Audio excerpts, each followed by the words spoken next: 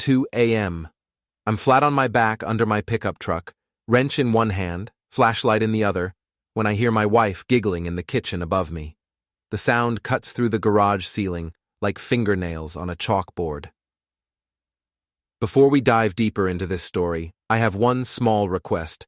Please subscribe, drop a like, comment, and hit that hype button to boost this channel so more people can discover these incredible Reddit stories. He's just helping around the house, honey. Go to sleep, June whispers into her phone. I freeze. The wrench slips from my oil-stained fingers and clangs against the concrete floor. In 8 years of marriage, June has never called me honey with that tone. Sweet. Guilty.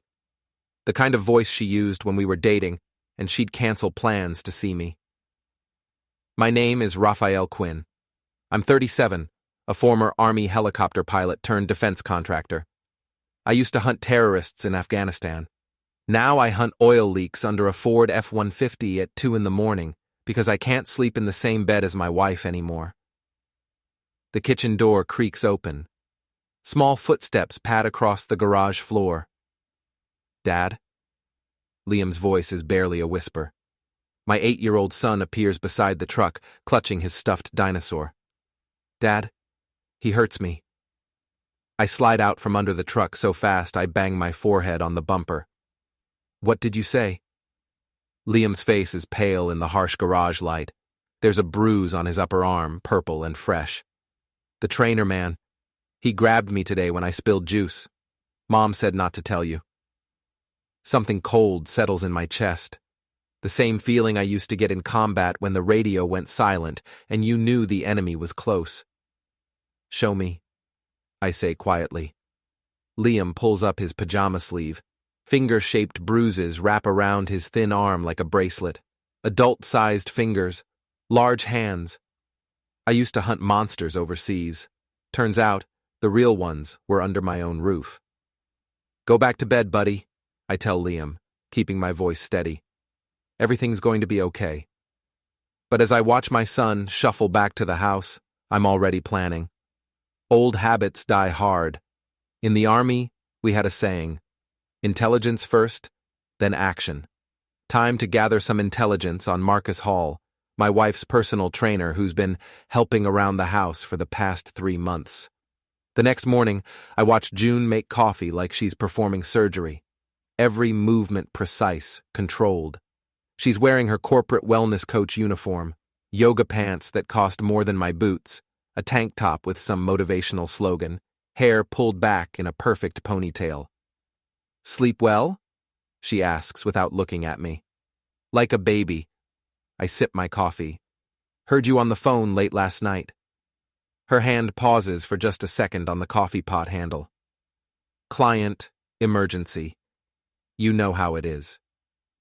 I know exactly how it is.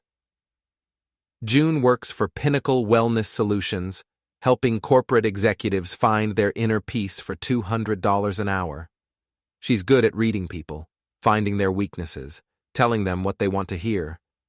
Apparently, she's been practicing at home. Where's Marcus today? I ask casually. Thought he had Liam doing push-ups before school. He's taking a break from the morning sessions. June's phone buzzes. She grabs it like it might explode, checks the screen, then flips it face down on the counter. More coffee? Through the kitchen window, I see Mrs. Gant watering her roses next door. She's 60-something, retired, and has made neighborhood surveillance her full-time job. She waves at me with her free hand, then points toward the street and mouths something I can't understand. I step outside. Mrs. Gant hurries to the fence separating our yards. Raphael, dear, I hope you don't mind me saying, but that trainer fellow left very late last night. After midnight. I was up with my insomnia, you understand. How late? Well, I heard June's car start around 12:30. Then it came back about an hour later. 2 cars, actually. His truck followed her home. I thank Mrs. Gant and walk back inside. June is gone. Her coffee mug sits half full on the counter, lipstick stain on the rim like evidence at a crime scene. Her phone is still there, face down. I shouldn't. I know I shouldn't. but Liam's bruises are burned into my memory like targeting coordinates. The phone isn't locked. June always said she had nothing to hide. The text thread with M tells a different story. M. Can't wait to see you tonight. Your husband suspect anything? June. He's clueless. Too busy with his stupid truck. M. What about the kid? June. He won't say anything. I told him you were just playing rough.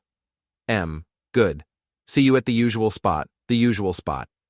I scroll up through weeks of messages, photos I don't want to see, plans made while I was working, complaints about our marriage, our house, our life, about me.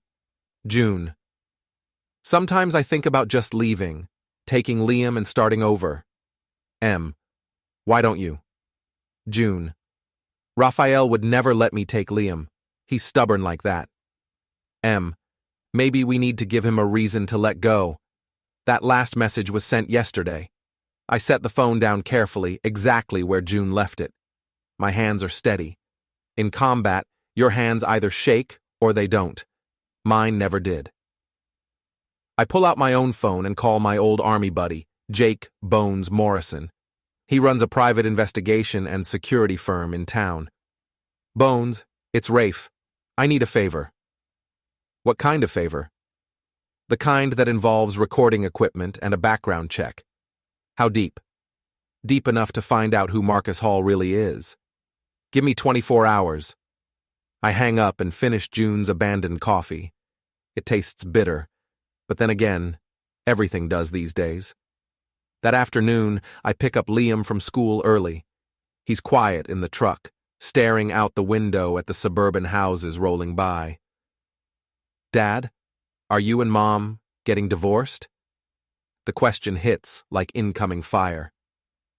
Why would you ask that? Tommy's parents got divorced. He said they stopped talking to each other first. You and Mom don't talk anymore. Smart kid. Too smart for his own good. Your mom and I are working through some problems, I tell him. But no matter what happens, you'll always be safe. That's a promise. Even from the trainer man? Especially from the trainer man. We stop for ice cream. Liam gets chocolate chip. I get black coffee. We sit in the truck outside the ice cream shop, and I watch my son be 8 years old for a few minutes. Chocolate on his chin, dinosaur stories, excitement about a field trip next week. Normal kid stuff. My phone buzzes. Text from June.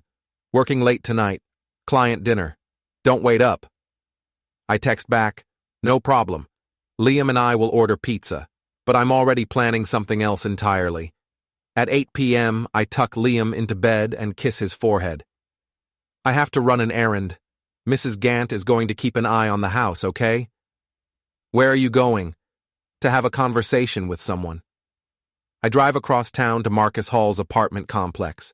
It's one of those cookie-cutter places with a fitness center and a pool that always smells like chlorine. His truck is parked in spot 237, right next to a familiar silver sedan. June's car. I sit in my truck for 20 minutes, recording equipment Bones dropped off earlier running silently. At 8:47 p.m., the apartment door opens. June comes out first, adjusting her hair, checking her phone. Marcus follows, wearing gym shorts and a tank top that shows off the muscles he's so proud of. They don't kiss goodbye. June gets in her car and drives away. Marcus watches her go, then pulls out his phone and makes a call. I follow him. He drives to Shooter's Bar, a dive on the wrong side of town where the beer is cheap and the questions are few. I park across the street and watch him swagger inside like he owns the place. My phone rings. Bones. Got your background check on Marcus Hall, he says. You're not going to like it. Tell me. Real name is Marcus Halbert. 2 assault charges, both dropped. 3 civil suits from former clients claiming harassment. And get this, he's not even a certified trainer. Fake credentials, fake references, the whole thing. What about current employment? Officially unemployed. Unofficially, he's been running cons on wealthy housewives for 2 years. Your wife isn't his first mark, Rafe. I watch Marcus through the bar window, laughing with some local tough guys, buying rounds with money he probably got from June. There's more, Bones continues. He's got a girlfriend, Maya Santos, works at the nail salon on 5th Street. Apparently, she doesn't know about his side business. Send me everything you've got. Already in your email. Rafe, what are you planning? Justice. I hang up and drive home. June's car is in the driveway, all the lights are off, and my wife is probably in bed pretending to sleep. I sit in my truck for a long time, staring at my house. 8 years of marriage, a son I'd die for, a life that looked perfect from the outside. Tomorrow, I start taking it all back. I wake up at 0500 hours, old habits. June is already gone, probably at the gym, or at least that's what the note on the kitchen counter says.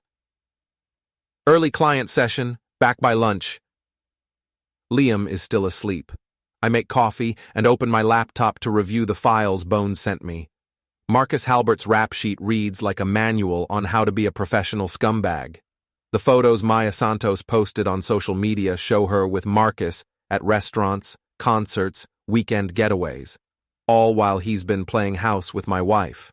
At 0800, I call Slick Price, the family lawyer who handled our house purchase. Everyone calls him Slick because he looks like a 1950s car salesman and has the moral flexibility to match. Raphael Quinn, I need to see you today. What's the nature of the consultation? Custody, divorce, and I want to destroy someone's life legally. I'll clear my calendar. Slick's office smells like leather and expensive cologne. He's 50-something, silver-haired, and wears suits that cost more than most people's cars. But he's ruthless in court, and right now, ruthless is what I need. I lay out everything, the text messages, the bruises on Liam, Marcus's criminal background, the affair. Slick takes notes on a yellow legal pad, occasionally nodding or raising an eyebrow. The bruises on your son, he says. Did you photograph them? Yes. I show him the pictures on my phone. Good. The text messages?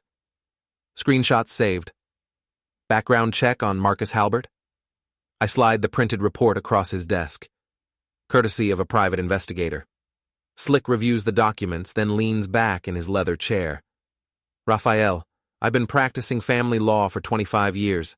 I've seen cheating spouses, deadbeat parents, and every kind of domestic ugliness you can imagine. But this, he taps the background report. This is criminal negligence on your wife's part. She brought a predator into your home. What are my options?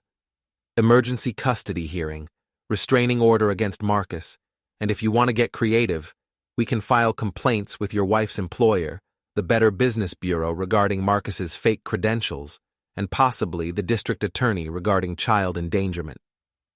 How creative can we get? Slick smiles. It's not a nice smile. How much creativity can you afford? Whatever it takes. I leave Slick's office with a plan and a retainer fee that would make a normal person wince. But I'm not normal people anymore. I'm a man with a mission. My next stop is Pinnacle Wellness Solutions. The office is all glass and chrome, with motivational posters featuring sunrises and people climbing mountains. The receptionist, a young woman with perfect teeth and a yoga mat beside her desk, greets me with practiced enthusiasm. I'm here to see Ms. Dreyer, I tell her, June Quinn's supervisor. Do you have an appointment? Tell her it's regarding a serious HR matter involving one of her employees. 5 minutes later, I'm sitting across from Linda Dreyer, a thin woman in her 50s who looks like she runs marathons for fun and eats problems for breakfast. Mr. Quinn, I understand you have concerns about your wife's professional conduct. I have evidence that my wife is having an inappropriate relationship with a client, and that this relationship has resulted in physical harm to my 8-year-old son. I show her the photos of Liam's bruises, explain Marcus's background, and provide copies of the text messages. Ms. Dreyer's expression grows colder with each piece of evidence. Mr. Quinn, if what you're telling me is true, this is a serious violation of our company's ethics policy. We have strict guidelines about personal relationships with clients. I'm not asking you to fire her, I lie. I just want you to be aware of the situation, for liability reasons. Of course, we'll be conducting a thorough investigation. I leave knowing that June's perfect corporate wellness career is about to become very complicated. That afternoon, I pick up Liam from school and take him to our family doctor. Dr. Peterson has been our physician for 5 years. He's seen Liam through broken bones, flu seasons, and routine checkups. I need you to document some injuries, I tell him privately while Liam plays with toys in the waiting room. Dr. Peterson examines Liam's arm, takes photographs, and asks gentle questions about how the bruises happened. Liam tells him about the trainer man who gets angry when he spills things or makes noise. Mr. Quinn, Dr. Peterson says after Liam is dressed and back in the waiting room, I'm mandated to report suspected child abuse. I understand.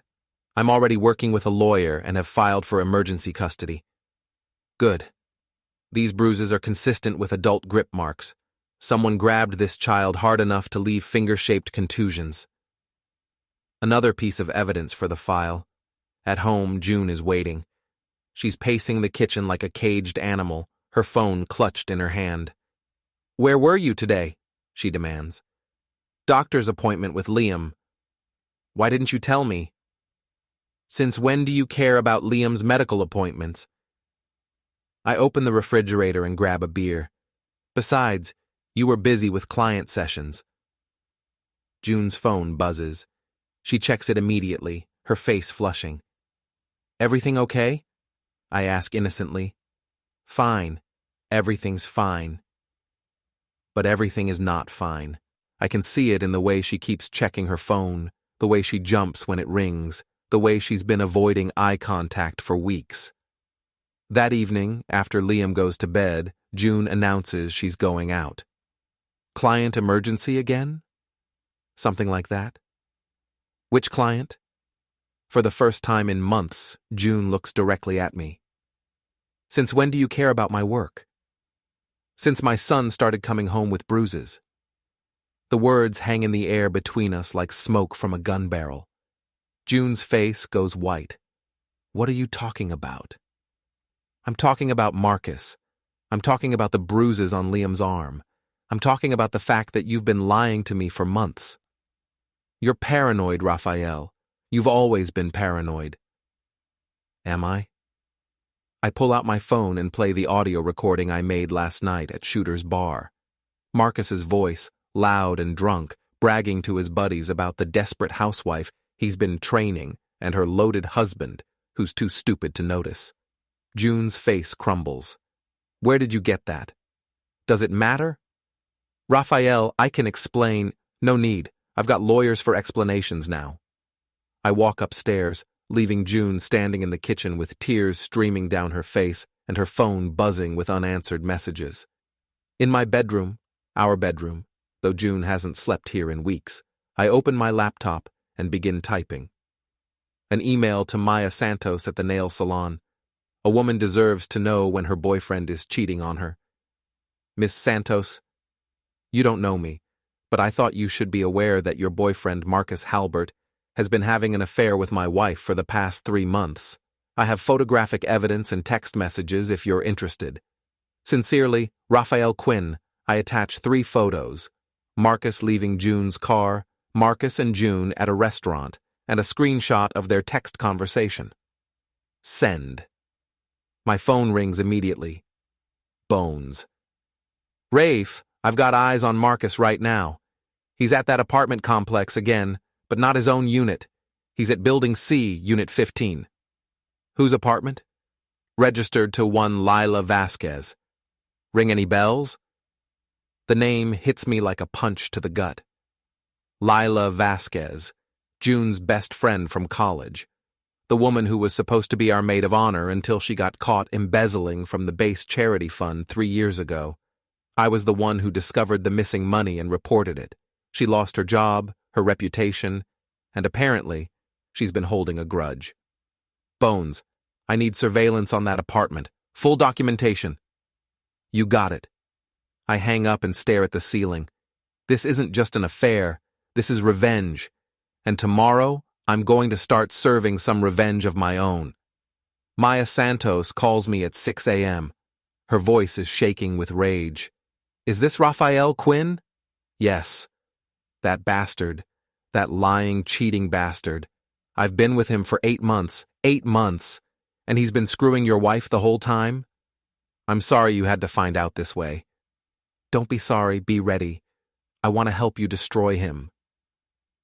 Maya agrees to meet me at a coffee shop downtown. She's 26, pretty in a hard-edged way, with the kind of anger that comes from being played for a fool. She brings a shoebox full of evidence. Photos, receipts, love letters Marcus wrote her, and most importantly, a key to his apartment. He gave me this last month, she says, sliding the key across the table. Said I could come and go as I pleased. Guess he forgot to mention the other woman. What else do you know about Marcus? He's broke, like seriously broke. Those muscles don't pay the bills, you know? He's been asking me for money for months. Small amounts at first, then bigger chunks. I thought he was just having a rough patch. Did he ever mention my wife specifically? Maya's laugh is bitter. Oh, he mentioned her. Called her his retirement plan. Said she was married to some military guy who was loaded and stupid. The coffee in my mouth tastes like acid. Retirement plan? He was planning to get her to leave you, take half your assets in the divorce, then dump her and disappear with the money. He's done it before, apparently, in Phoenix and Denver. I add this information to my growing file. Marcus isn't just a cheating scumbag. He's a professional con artist, and June is his latest mark. There's something else, Maya continues. He's been bragging about having dirt on your wife's friend, some woman named Lila. Says she's helping him because she owes him a favor. What kind of dirt? I don't know, but he keeps photos of her in his apartment. Compromising photos, if you know what I mean. The picture is getting clearer. Lila orchestrated this whole thing as revenge against me, but Marcus is blackmailing her to keep her cooperation. It's a three-way con game, and my family is caught in the middle. After Maya leaves, I drive to Marcus's gym. It's one of those 24-hour places with more mirrors than equipment and loud music. Marcus is there naturally, doing bicep curls in front of the biggest mirror. I watch him for 10 minutes. He's good-looking in an obvious way, the kind of guy who spends more time on his hair than most women. But there's something predatory in how he watches the female gym members, especially the ones wearing wedding rings. My phone buzzes. Text from June. We need to talk. Meet me at home at noon. I text back. I'll be there. But first, I have a conversation to finish. I approach Marcus during his rest period between sets. He's checking his phone, probably looking for messages from June or Maya or whoever else he's stringing along. Marcus Hall, I say quietly. He looks up, confused. Do I know you? Raphael Quinn, June's husband. His face goes through several expressions. Surprise, fear, then a calculated smile that doesn't reach his eyes. Hey man, Raphael, right? June talks about you all the time. I'm sure she does. I sit down on the bench next to him, close enough that he can't escape without making a scene. We need to discuss your training methods. My training methods? Specifically, the part where you grab my 8-year-old son hard enough to leave bruises. Marcus's smile falters. I think there's been a misunderstanding. No misunderstanding. I show him the photo of Liam's bruised arm. This is what child abuse looks like, Marcus. Or should I call you Marcus Halbert? Now I have his full attention. The fake smile disappears completely. I don't know what you think you know. I know you're a con artist with a history of targeting married women. I know you've been planning to help my wife divorce me so you can steal half my assets. I know about Maya Santos and Phoenix and Denver. I know about Lila Vasquez and whatever you're holding over her head. Marcus stands up quickly, but I remain seated. In my experience, staying calm while your opponent panics gives you a psychological advantage. You don't know anything, he says, but his voice is shaking. I know you're finished. I stand up slowly, deliberately. Stay away from my wife. Stay away from my son. Stay away from my family. Or what? I lean close enough to smell his overpriced cologne. Or I'll make sure everyone in this town knows exactly what kind of man you really are. Your fake credentials, your criminal record, your history of scamming women. Maya Santos has already agreed to go public with her story. How many other victims do you think will come forward once the news breaks? Marcus's face is pale now. Sweat beads on his forehead despite the air conditioning. This isn't over, he mutters. Yes, it is. I walk away, leaving Marcus standing by the weight rack like a statue. Behind me, I hear him fumble with his phone, probably calling June in a panic. Good. Let him panic. At noon, I arrive home to find June pacing the living room. She's been crying, her makeup is smudged, and her eyes are red. We need to talk, she says without preamble. I'm listening. Marcus told me you threatened him at the gym. I had a conversation with him about appropriate boundaries with children. Raphael, this has gone too far. You're acting crazy. I sit down in my favorite chair, the one I used to watch football in back when we were happy. Define crazy, June. Following him around, talking to his girlfriend, threatening him. How do you know I talked to his girlfriend? June stops pacing. She's said too much. Marcus told me, she says weakly. Really? Because Maya didn't mention talking to Marcus about our conversation. In fact, she seemed pretty surprised to learn he had a girlfriend at all. June sits down hard on the couch. I don't know what you want me to say. I want you to tell me about Lila. The color drains from June's face. What about Lila? I want you to tell me how your college roommate, who lost her job because I reported her for embezzlement, suddenly became involved in your marriage. I want you to know how she convinced you to have an affair with a professional con artist. I want you to tell me what she promised you. June starts crying again, but these aren't the manipulative tears she's been using for months. These are the tears of someone who's been caught. She said you ruined her life, June whispers. She said you destroyed her career over a few $1,000s. She embezzled money from a military family's charity, June, money meant to help widows and orphans. She said it was a misunderstanding. She said you could have handled it quietly, but you chose to humiliate her instead. So she decided to return the favor by destroying our marriage? June nods miserably. She introduced me to Marcus at her apartment, said he was a trainer who could help me get in shape, feel better about myself.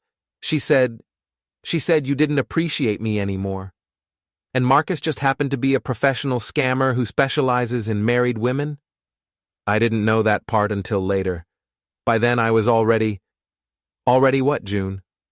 Already in love with him. The words hit like a slap. After 8 years of marriage, after building a life together, after having a child together, my wife fell in love with a man whose entire identity was a lie. And Liam? I asked quietly. When did you decide it was okay for your boyfriend to hurt our son? He didn't mean to hurt Liam. Marcus he's not used to children. He was trying to discipline him. By grabbing him hard enough to leave bruises? It was an accident. Bullshit. I stand up, my calm finally cracking. You chose a con artist over your own child. You let a stranger hurt my son because you were too selfish to think about anyone but yourself. June is sobbing now, but I'm done feeling sorry for her. I've filed for emergency custody, I tell her. I've reported Marcus to the police for child abuse. I've contacted your employer about your inappropriate relationship with a client, and I've hired the most ruthless divorce attorney in the state. Raphael, please. You want to know what's crazy, June? Crazy is trusting a woman who would let her child be hurt to protect her affair. Crazy is believing that 8 years of marriage meant something to you. Crazy is thinking you were still the woman I fell in love with. I walk toward the stairs, then turn back. Pack your things. You have until tomorrow morning to find somewhere else to live. The restraining order against Marcus goes into effect at midnight tonight. If either of you comes near Liam again, I'll have you arrested. You can't do this. Watch me. I go upstairs and close the bedroom door. Through the window, I can see Mrs. Gant pretending to garden while obviously listening to every word of our argument. My phone rings. Bones. Rafe, you need to see this. I've got video of Marcus and Lila meeting at a restaurant last night, and you're not going to believe what they're discussing. Send it over. The video arrives in my email 5 minutes later. Marcus and Lila sitting in a booth at Denny's, heads close together, talking intensely. Bones has enhanced the audio. Lila, she's getting suspicious. Maybe we should back off. Marcus, we're too close to quit now. Once she files for divorce, I'll convince her to ask for everything. House, custody, alimony, the works. Lila, and then what? Marcus, then I disappear with half of Quinn's assets, and you get your revenge. Win-win. Lila, what about June? Marcus, what about her? She served her purpose. I watched the video 3 times. June isn't just Marcus's mark. She's Lila's useful idiot, manipulated into destroying her own marriage for someone else's revenge scheme. Downstairs, I can hear June on the phone, probably calling Marcus or Lila or both. Her voice is high and panicked. Tomorrow, I'm going to show her exactly what her new friends really think of her. And then I'm going to finish this. The next morning, June is gone. Her car isn't in the driveway, half her clothes are missing from the closet, and there's a note on the kitchen counter. Staying with a friend until we can work this out. Don't turn Liam against me. Too late for that, I think, watching Liam eat cereal at the kitchen table. My son hasn't asked about his mother yet, but I can see the questions in his eyes. Is Mom coming back? He finally asks. I don't know, buddy, but you're safe now. That's what matters. Liam nods solemnly. 8 years old, and he already understands that sometimes the people who are supposed to protect you are the ones you need protection from. My phone buzzes. Text from an unknown number. This isn't over. You have no idea who you're messing with. I show the message to Bones when he arrives an hour later with coffee and a thick folder of surveillance photos. Probably Marcus, he says. Guy's not exactly stable. Maya Santos called me this morning. Apparently he showed up at her apartment last night, drunk and ranting about you ruining his life. What did he want? Money. A place to stay. She told him to go to hell and called the cops. He was gone by the time they arrived, but there's now a police report documenting his erratic behavior. Bones spreads the surveillance photos across my kitchen table. Marcus and Lila at various locations around town, June meeting them separately and together, financial records showing cash payments from June to Marcus, and most damning of all, photos of Marcus with 2 other women I don't recognize. He's running the same con on multiple targets, Bones explains. These 2 women are both married, both wealthy, both think they're his only client. Maya wasn't kidding about Phoenix and Denver. I found similar patterns in both cities. This guy's a professional. I study the photos. Marcus has a type. Married women in their late 20s or early 30s, successful careers, husbands who travel for work. June fits the profile perfectly. What about Lila? That's where it gets interesting. Bones pulls out another set of photos. She's not just helping Marcus out of revenge. She's been skimming money from their operation. Look at this. The photos show Lila at a bank, making deposits, meeting with a financial advisor, looking at expensive apartments downtown. She's planning to disappear too, I realize. Let Marcus take the fall while she vanishes with whatever money she's stolen. Gets better. I ran her financials. She's been living way above her means since losing her job. Expensive clothes, fancy car, that apartment she can't afford. She's desperate. My phone rings. Slick Price. Raphael, we have a problem. June's filed a counter-petition claiming you're mentally unstable and dangerous. She's requesting a restraining order against you and immediate custody of Liam. On what grounds? She claims you've been stalking her and making threats. She has a witness, some trainer named Marcus Hall. I almost laugh. Let me guess. She doesn't mention that Marcus is her boyfriend or that he's been abusing Liam. She claims the bruises were caused by a fall at school and that you've been coaching Liam to lie about it. When's the hearing? Tomorrow morning. Judge Harrison, I'll need you here an hour early to prep. I hang up and look at Bones. They're making their move. So are we. I've got Maya Santos ready to testify about Marcus's criminal history. Dr. Peterson will present the medical evidence about Liam's injuries. And I've got enough surveillance footage to prove June's been lying about everything. What about Lila? Bones smiles. Leave Lila to me. That afternoon, I pick up Liam from school and take him to the park. We sit on a bench watching other kids play, and I try to figure out how to explain that his mother is trying to take him away from the only parent who's been protecting him. Dad, are you in trouble? What makes you ask that? Mom called the school. She was crying. She said you were trying to hurt her. Smart kid. Too smart. Liam, sometimes adults make mistakes. Big mistakes. Your mom made some choices that weren't good for our family. Because of the trainer man? Because of a lot of things. But I want you to know that no matter what happens, I will always fight to keep you safe. Even if Mom doesn't want you to? Even then.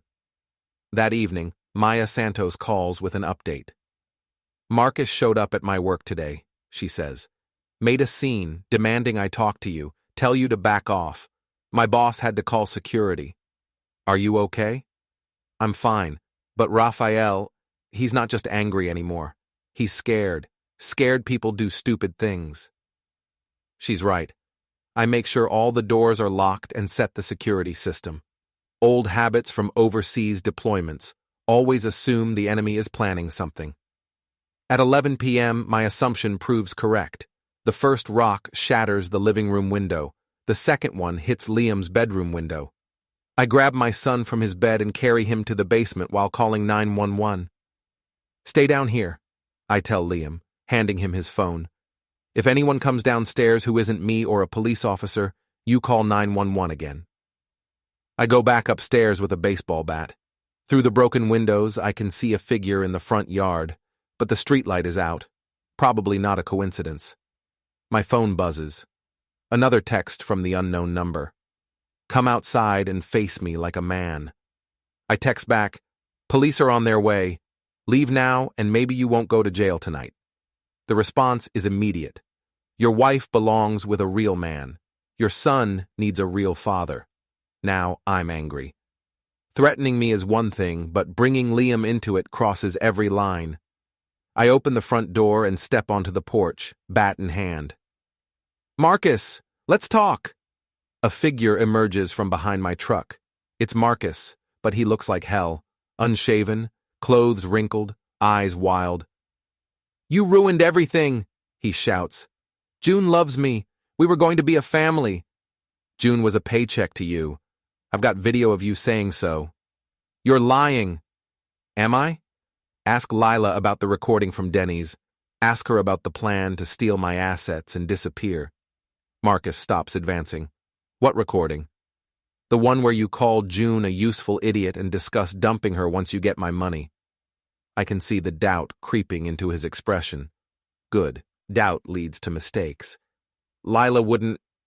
She said what, Marcus? That she cared about June? That this was about friendship? Lila's been stealing from your operation. She's planning to disappear with whatever money you've collected. Police sirens wail in the distance. Marcus hears them too. This isn't over, he says, backing toward the street. Yes, it is. The police arrive as Marcus drives away.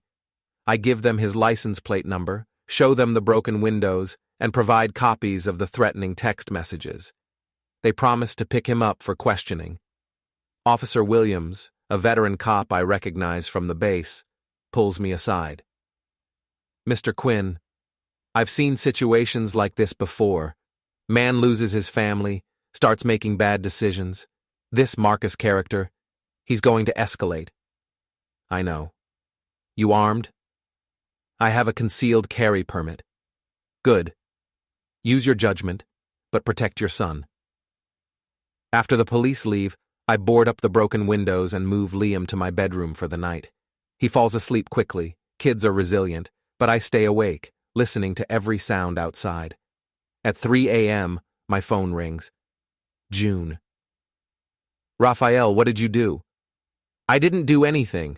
Your boyfriend threw rocks through our windows and threatened our son. Marcus said you provoked him. He said you've been harassing him for weeks. June. I'm going to say this once, and I want you to listen carefully. Marcus is a professional con artist. He's been running the same scam in multiple cities. He doesn't love you. He was planning to steal our money and disappear.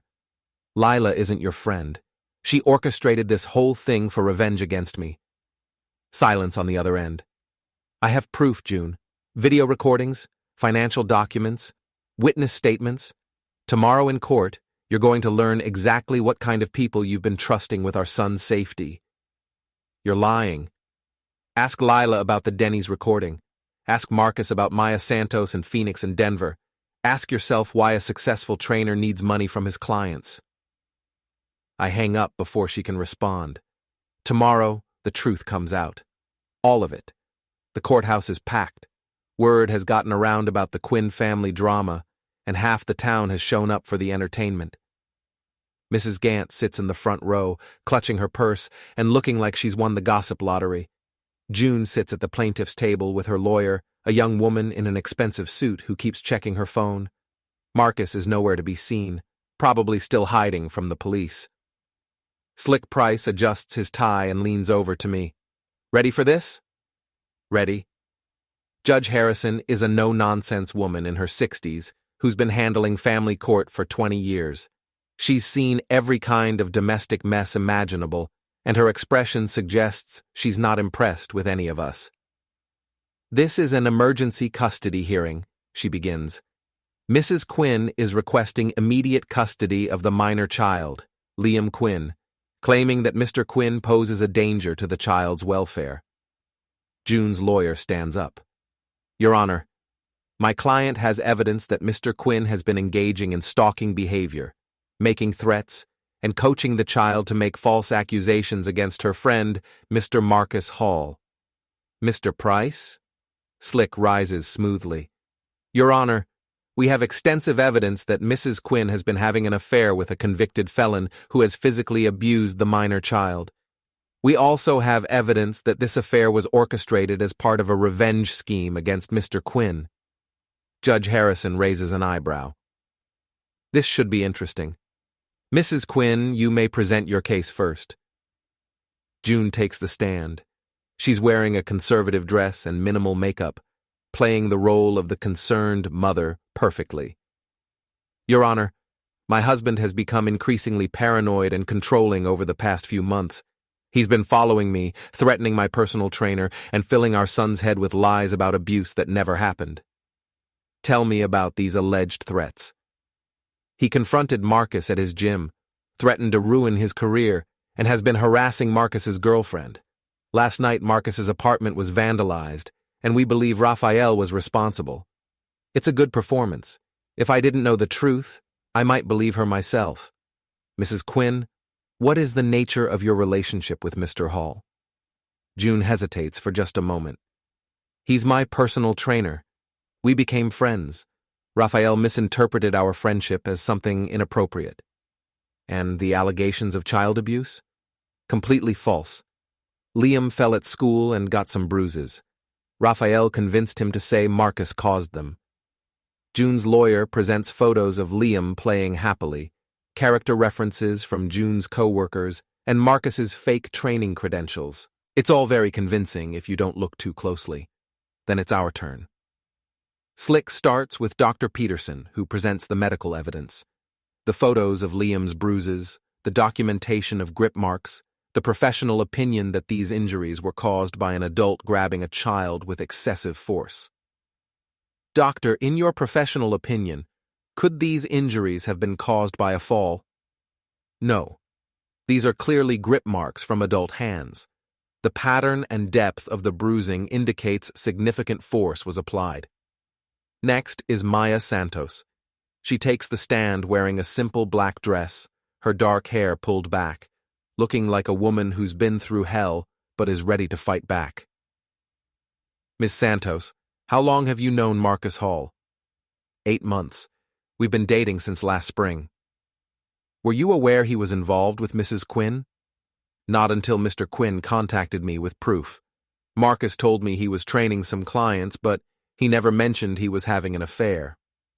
Maya presents the shoebox of evidence: photos, letters, receipts showing Marcus asking her for money. Ms. Santos, did Mr. Hall ever discuss his relationship with Mrs. Quinn? Yes. He called her his retirement plan.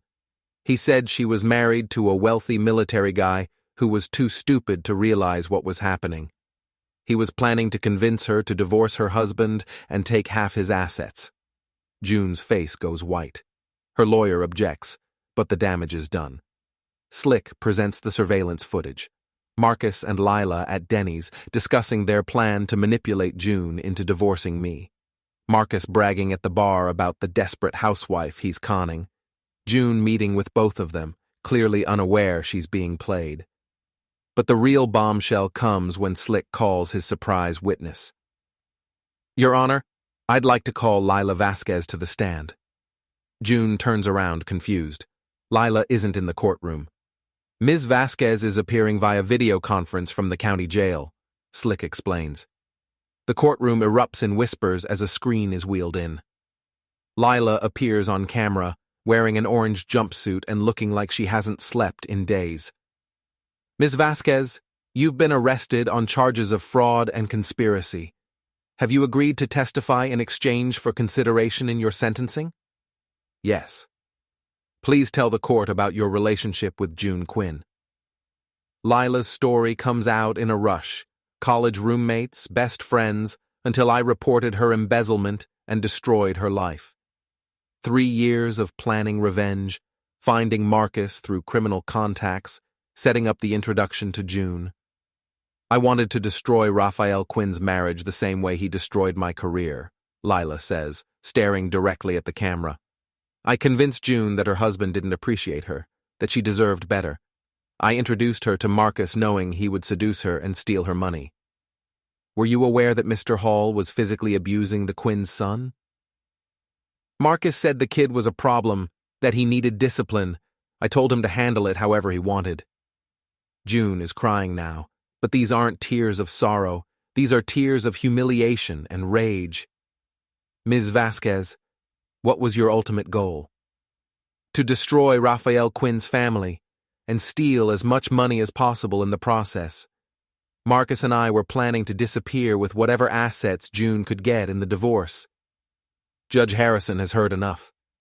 She calls a recess, and during the break, June confronts me in the hallway. You bastard, she hisses. You planned this whole thing. I didn't plan anything, June. I just uncovered the truth about the people you trusted with our son's life. Lila was my friend. Lila was using you for revenge against me. Marcus was using you for money. The only person who's been protecting Liam is me. June's lawyer tries to salvage something from the wreckage, but it's hopeless. When court reconvenes, Judge Harrison delivers her verdict. Mrs. Quinn, I find your testimony to be not credible. The evidence clearly shows that you brought a dangerous individual into your home, allowed him to abuse your child, and participated in what appears to be a conspiracy to defraud your husband. She awards me full custody of Liam, with supervised visitation for June pending completion of counseling and a full psychological evaluation. Furthermore, I'm issuing a restraining order against Marcus Hall. If he comes within 500 feet of the Quinn family, he will be arrested. The gavel falls. It's over. Outside the courthouse, reporters are waiting.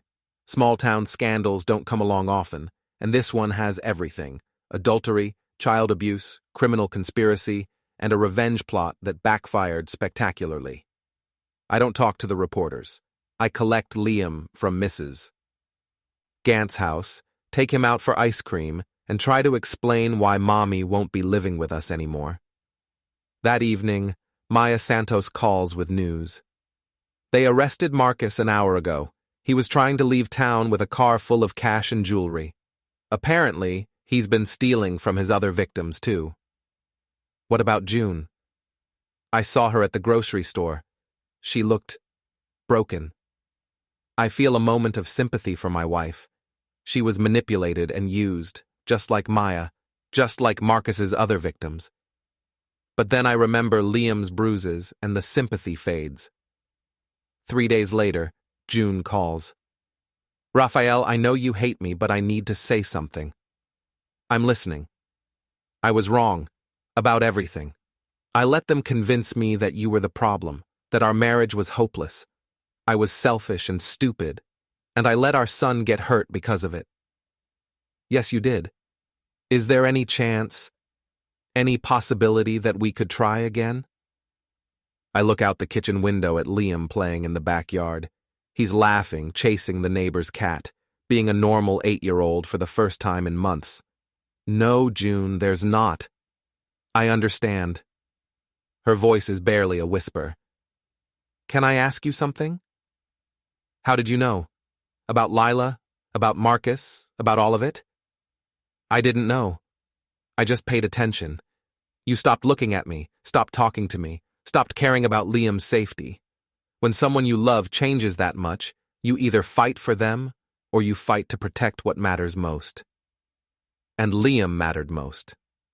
Liam was the only thing that mattered. We hang up. I never speak to June again.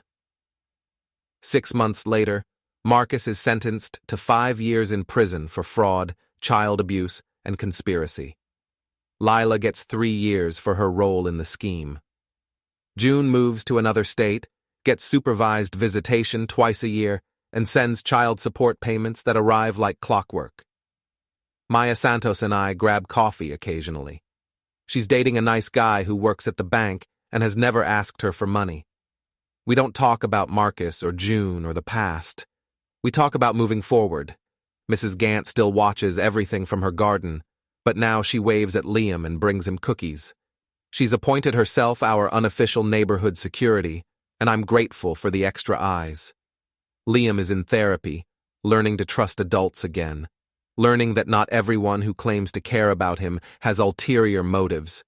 He's a strong kid, stronger than his father in some ways. And me? I learned that monsters don't always look like monsters. Sometimes they look like personal trainers and college friends and the woman you married 8 years ago. But I also learned that when you fight for what matters most, when you refuse to back down or give up or let the people you love be hurt by those who claim to care about them, you can win. Even when the odds are stacked against you. Even when everyone thinks you're paranoid or crazy or overreacting. Even when the monsters are living under your own roof. I used to hunt terrorists overseas. Now I hunt monsters in suburban neighborhoods and family courts and anywhere else they try to hide. The mission never really ends. It just changes location. But this time, this one time, the good guys won.